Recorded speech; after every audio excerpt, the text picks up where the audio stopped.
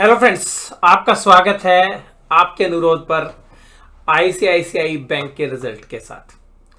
आप जैसा IDFC first bank का रिजल्ट के ऊपर आपने कमेंट किया कि सर आईसीआईसीआई बैंक का भी रिजल्ट एनालिसिस कीजिए, तो आइएगा अब मैं आपके साथ चर्चा करता हूँ आईसीआईसीआई बैंक के रिजल्ट के बारे में।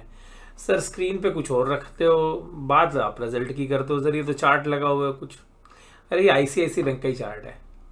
आप इसको देखिएगा, 2021 से लेकर 2023 तक का है, यानी कि पिछले 3 साल का चार्ट है ये चार्ट क्यों रखा है हमने थोड़ी देर बाद बात करेंगे जब हम थोड़े सा आगे बढ़ेंगे। आईसीआईसीआई बैंक का भाव है 1008 रुपये। पिछले साल की रिटर्न है, एक साल की रिटर्न तकरीबन 16%। अब इस शेयर्स ने क्या किया है कमाल, ये करते हैं चर्चा। देखिएगा यहां पर इस शेयर के अंदर जो भी हम चर्चा करें वो सब बेईमानी होगी अगर हम इसके पिछले क्वार्टरली रिजल्ट्स को ना देखें तो सबसे पहले इसके पिछले क्वार्टरली रिजल्ट्स की चर्चा करते हैं। देखिएगा समय था 2022 का, जहां पर इसने टर्न अराउंड करना शुरू किया। टर्न अराउंड कहां से करना शुरू किया, इसके ऑपरेटिंग प्रॉफिट मार्जिन्स और नेट इंटरेस्ट मार्जिन्स इंप्रूव होने शुरू हुए और इस शेयर्स के अंदर एक ताकत आई। और ये शेयर चंदा कोचर के एपिसोड के बाद जो है सुर्खियों में तो रहा, लेकिन प्राइस एक्शन कोई मजबूती वाले नहीं रहे। कोविड खत्म हुआ, इस बैंक ने अपने आप को संभाला और होलसेल बैंकिंग हो चाहे रिटेल बैंकिंग हो, इन्होंने अपने आप को इस तरीके से मजबूत किया कि सबको मजबूर कर दिया कि भाई कोटक छोड़ो, एचडीएफसी छोड़ो और आईसीआई खरीदो। तो आप देखेंगे कि ये पूरा 2 साल का जो फेज रहा, इसमें क्या रहा, 3 से 4 बैंक ऐसे थे जहां पर सबका बड़ा पॉजिटिव रुझान रहा। उसके अंदर लार्ज कैप के अंदर आईसीआईसीआई बैंक और एक्सिस बैंक जो है लोगों के फेवरेट्स रहे। और इन सबसे भी ऊपर जो लोगों को पसंद आया वो आया इंडसइंड बैंक। तो वो शेयर्स की प्राइस परफॉर्मेंस आप देख सकते हैं किस तरीके की रही। और रीजन ये था कि बैंकिंग के अंदर बड़े बैंक पेनिट्रेट करने में नाकामयाब रहे, लेकिन आईसीआईसीआई बैंक ने ऐसा नहीं किया। आईसीआईसीआई बैंक ने अपने ऑपरेटिंग प्रॉफिट मार्जिन्स साल दर साल नहीं, क्वार्टर ऑन क्वार्टर जो है इंप्रूव करते रहे। और इन्होंने क्या किया कि देखिएगा इनके ऑपरेटिंग प्रॉफिट मार्जिन जो मार्च 2022 में 24% पे थे, 43% पे ले आए, फिर 44 पे ले आए, फिर 46 पर ले आए और उसके बाद भी हर बार पिछले 4 क्वार्टर में भी 40% पर मेंटेन करा।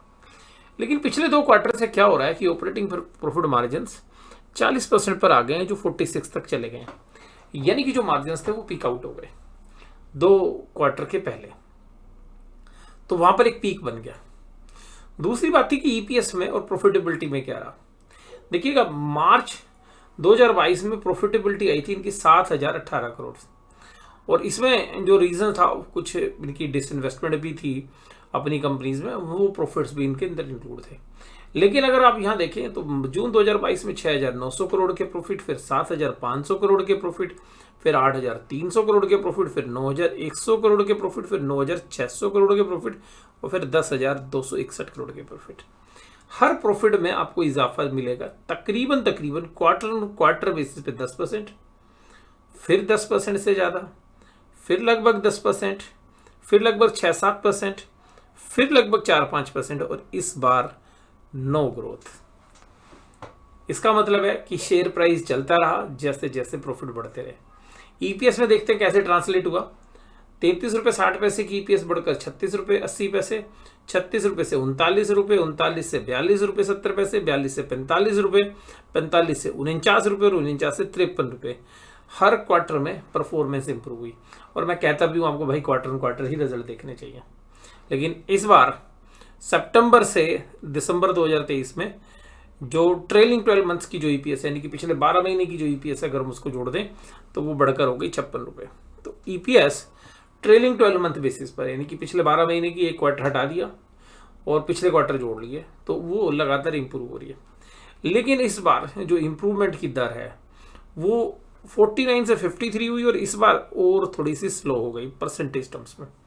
और एब्सोल्यूट टर्म्स में अगर आप देखेंगे तो ईपीएस 9 रुपये 90 पैसे एक क्वार्टर से बढ़कर हुई 10 रुपये 90 पैसे, फिर 10 से 11 रुपये 90 पैसे, फिर 13 रुपये 10 पैसे, 13 रुपये 80 पैसे, 14 रुपये 70 पैसे और इस बार क्या हुआ, नो ग्रोथ, 14 रुपये 70 पैसे ही रह गई। तो यहाँ पर पहली बार आईसीआईसीआई बैंक के प्रॉफिट में पिछले 1.5 साल के अंदर पहली बार पोज आया है, यानी कि म्यूटेड परफॉर्मेंस आई है।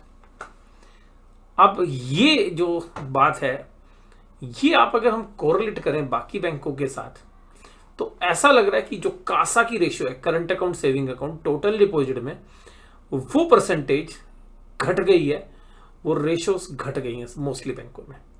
दूसरी वो बात ये है कि जो लोन है उसकी डिमांड तो अच्छी है, लोन ग्रोथ, क्रेडिट ग्रोथ में कोई दिक्कत नहीं है, लेकिन बैंक उस क्रेडिट ग्रोथ को फुलफिल करने में नई बोरोइंग्स करनी पड़ रही है उनको, या नई इक्विटी लानी पड़ रही है, जिसकी वजह से वो लोन ग्रोथ तो कर पा रहे हैं लेकिन प्रॉफिटेबिलिटी ग्रोथ नहीं हो पा रही है, प्रॉफिट ग्रोथ नहीं हो पा रही है। असेट्स क्वालिटी स्टेबलाइज हो रही है, लेकिन इस क्वार्टर के अंदर आईसीआईसीआई बैंक के अंदर भी जो असेट्स क्वालिटी है वो कहीं ना कहीं कमजोर पड़ती हुई नजर आई है, क्योंकि उनको एक एक्स्ट्रा अल्टरनेटिव फंड की जो आरबीआई गाइडलाइंस है उसकी वजह से भी, और जो बाकी प्रोविजंस हैं वो भी इंक्रीज करने पड़े। तो ये है पूरा दारोमदार। अगर ऑपरेटिंग प्रॉफिट मार्जिन की भी बात करें तो वो जो 46% पे 44% पे चल रहे थे वो भी 40% पर आ गए। इसका मतलब है कि इस बैंकिंग सेक्टर के अंदर एक चीज आ गई है कि अब ग्रोथ की पॉसिबिलिटी, अगर रेट ऑफ इंटरेस्ट हाई रहते हैं तो वो जो है बड़ी कमजोर रहेगी। अगर रेट ऑफ इंटरेस्ट की साइकिल घटनी शुरू होती है तो फिर ये ऑपरेटिंग प्रॉफिट मार्जिन इंप्रूव हो सकते हैं। तो ये तो थी चर्चा इनके क्वार्टर रिजल्ट्स की। अब देखिएगा ये पिछले 1.5-2 साल के आप चार्ट देखेंगे तो देखिएगा ये जून 2022 से ही शेयर क्या कर रहा है, तेजी कर रहा है। ये तो हिंडनबर्ग की रिपोर्ट का केस था, जब आपको पता जब शेयर बैंकों के शेयर टूटे थे, ये वो करेक्शन थी। उसके बाद फिर अगर आप इसको सीधा देखेंगे तो जितनी बैंक ने प्रॉफिटेबिलिटी में ग्रोथ दिखाई है उतना शेयर प्राइस ने भी रिफ्लेक्ट किया। 700 का शेयर 1000 रुपये हो गया, यानी कि पिछले 18 महीनों में 700 रुपये वाला शेयर 1000 रुपये पहुंच गया है, यानी कि 40% की ग्रोथ शेयर प्राइस में आई। इतनी प्रॉफिट में ग्रोथ आई है, लेकिन अब प्रॉफिट शांत हो गए हैं। अब देखते हैं इस रिजल्ट के अंदर खास क्या है। अब ये जो ग्रोथ शांत हुई है, क्योंकि देखिएगा जो शेयर का प्राइस होता है ना ग्रोथ को बड़ा फोकस करता है, और ये जो ग्रोथ पे, हालांकि मुझे आईसीआईसीआई बैंक का जो शेयर भाव है अभी इस रिजल्ट के बाद, मुझे लगता है बिल्कुल लगभग ये अपनी फेयर वैल्यू के आसपास है। देखिएगा 2-3% नीचे गिरना या 2-3% ऊपर चलना, दोनों पॉसिबिलिटी बनती हैं, वो एक ट्रेडिंग रेंज में रहेगा भी, लेकिन कुल मिलाकर जो ग्रोथ है उसको बाजार किस तरीके से लेगा ना, ये इंपॉर्टेंट है। तो ये पूरे बैंकिंग सेक्टर की ग्रोथ के ऊपर जो है प्रश्न चिन्ह लग रहा है। और मैं भी कोटक बैंक के भी रिजल्ट हालांकि मैं देख चुका हूँ अच्छे से, उसको मैं एनालिसिस भी कर चुका हूँ, वीडियो आपके साथ शेयर करेंगे। वहां पर भी सेम चीज मिसिंग है, और वहां पर भी क्या मिसिंग है वो भी चर्चा देखिएगा, आज नहीं तो कल हम करने की कोशिश करेंगे। अब देखिएगा आईसीआईसीआई बैंक में हुआ क्या। आईसीआईसीआई बैंक में ग्रोथ आई इंटरेस्ट के अंदर 5% की, यानी कि जो इंटरेस्ट लोन ग्रोथ है अच्छी थी, रेट ऑफ इंटरेस्ट भी बढ़ के आ रहे हैं, वो आ गए 5%। 5.5% की रिटेल के अंदर जो फीस बेस इनकम है, अदर इनकम का पोर्शन है, एक्सचेंज की जो ट्रांसफर्स हैं, वो सब में 5.5% की ग्रोथ आई। लेकिन इनको डेंट कहाँ से पड़ा, देखिए इनका डेंट पड़ा, देखिए इनका कासा पे इम्पैक्ट आया।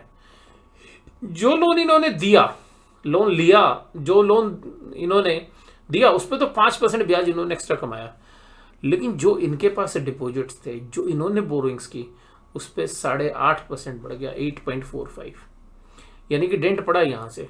आपको ब्याज बढ़ के मिला 5% एक्स्ट्रा, आपको देना पड़ा 8.5%।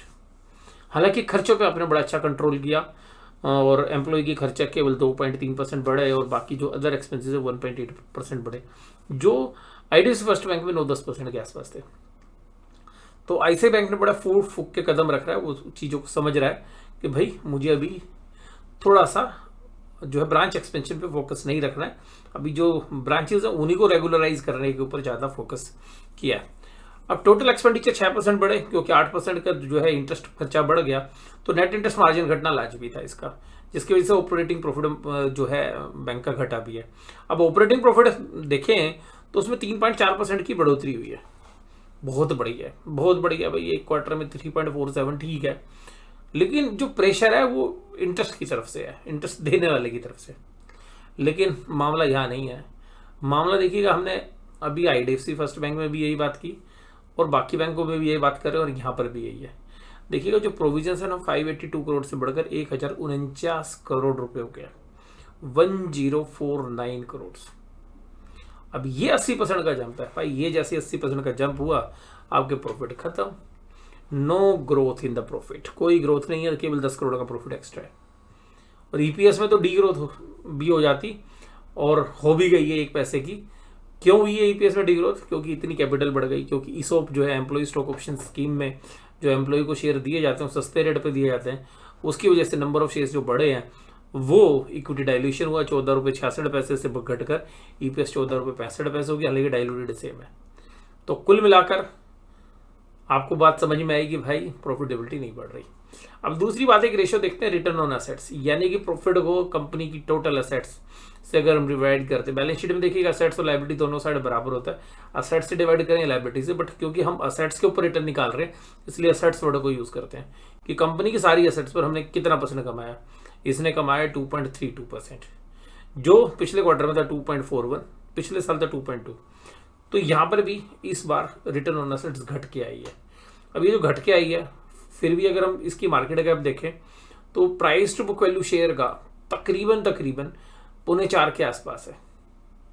तो वहां से भी अगर हम देखें तो ये जो रिटर्न ऑन एसेट्स है शुड बी अराउंड 3.5 टाइम्स, इतनी होनी चाहिए थी, बट फिर भी 2.32 है। बैंक ने पीछे ग्रोथ दी है, इसलिए जो प्राइस है जस्टिफाई हो रहे हैं अभी।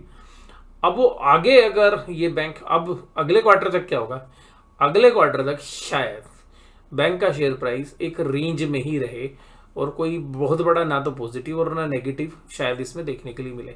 बाजार के साथ जैसे बाजार की हालत चलेगी उसके हिसाब से रिएक्ट करता रहेगा। रीजन ये है क्योंकि अब अगले क्वार्टर का रिजल्ट काफी ज्यादा इंपॉर्टेंट होगा कि आए ग्रोथ करते हैं या डी ग्रोथ करते हैं।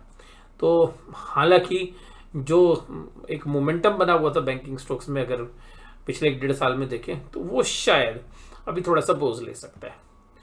अगर हम नेटवर्थ की बात करें तो नेटवर्थ देखिएगा प्रॉफिटेबिलिटी से ज़्यादा ईसोप से बढ़ी है और कुल मिलाकर जो रिटर्न ऑन एसेट्स रेशियो वो काफ़ी अच्छी है। लेकिन क्योंकि शेयर का बाजार भी तो भाव भी तो महंगा है, तो क्योंकि देखिएगा अगर बाजार में देखेंगे तो मार्केट कैप बनती है 7,08,000 करोड़ और जो नेटवर्थ है कंपनी की वो है 2,15,000 करोड़। तो अगर आप देखेंगे तो ये तकरीबन 3.4 के आसपास बनती है। मैं 3.25 बोल रहा था, 3.4 के आसपास बनती है। तो इतनी ही आपकी 3.4 के आसपास आपकी रिटर्न ऑन एसेट्स भी आनी चाहिए थी। तो स्लाइटली आप ये कह सकते हैं कि भाई इसमें करेक्शन का स्कोप है, लेकिन मेन जो चीज़ है अगर वो करेक्शन होगी तो वो इस बात पे होगी कि बैंक ने ग्रोथ नहीं की। कोई वैल्यूएशन वाइज कोई बहुत ज़्यादा महंगा नहीं है। हाँ, 8 से 10% की करेक्शन बाजार की करेक्शन के साथ तो रूल आउट मैं ये बोलना नहीं चाहिए, पर 8 से 10% की हो सकती है। अब अगर हम देखें यहाँ पे कहाँ पर इन्होंने दमदार परफॉर्मेंस दी, वो था होलसेल बैंकिंग। इस बैंक का कोर एरिया है और इसमें एनपी अगर होंगी होलसेल बैंकिंग एसएमई सेक्टर के अंदर तभी इनको चैलेंज आएंगे। रिटेल में देखिएगा प्रॉफिट कम हो गया है क्योंककि रिटेल में देखिएगा कुछ इनके प्रोविजंस भी बढ़े हैं।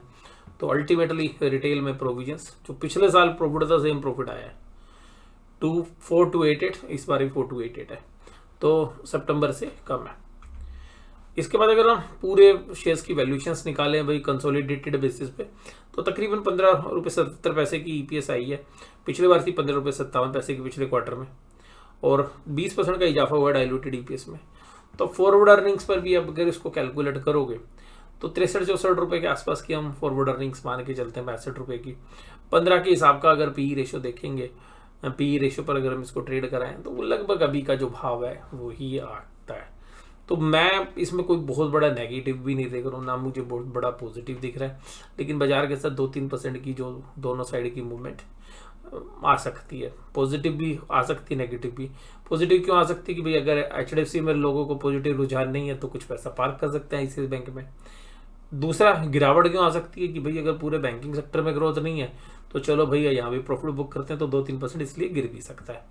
तो जो है दोनों तरीके के जो है स्कोप है। अगर एचडीएफसी के इन्वेस्टर्स अगर यहाँ पे स्विच होते हैं तो 2-3% का स्कोप है।